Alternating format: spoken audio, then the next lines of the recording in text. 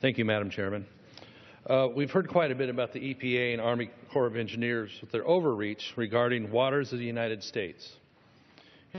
Just how little regard these entities have for Congress and the law, they've already drastically overstepped their limits, Congress having placed on their power. Section 404F of the Clean Water Act explicitly exempts certain activities from regulation, including normal agricultural activities like plowing fields, planting and harvesting crops, and maintaining irrigation and drainage ditches. Congress made these exemptions clear when the Act was passed. Unfortunately, the EPA and Army Corps are, as usual, using creative interpretations of the law in an effort to regulate activities that are clearly exempt from their control.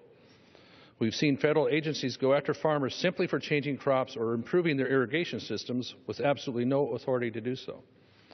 The exemption on activities in Section 404F1 of the Clean Water Act reads as follows. Normal farming, silviculture, and ranching activities such as plowing, seeding, cultivating, minor drainage, harvesting for the production of food, fiber, and forest products, or upland soil and water conservation practices is not prohibited or otherwise subject to regulation.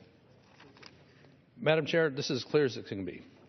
These activities are exempt from regulation. However, according to the Corps, permitting guidance to farmers and ranchers to qualify, these exempt activities must be a part of an established ongoing farming, silviculture, or ranching operation. An operation is not longer established when the area on which it was conducted has been converted to another use or has lain idle. Again, in the Army Corps' own words, if the current use of property is for growing corn, the exemption does not apply if future activities would involve conversion to an orchard or vineyards.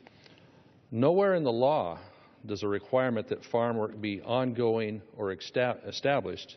Nowhere does that exist. Nowhere in the law is a prohibition of changing crops mentioned. Madam Chairman, my amendment simply directs the Corps to follow the law as Congress has written, to stop attempting to expand its reach based on fictional authority. This House unanimously passed similar language to rein in the Corps last year. Let us remind these agencies that we write the law, not unknown federal bureaucrats, and that the law applies not just to average Americans, but to the federal government as well.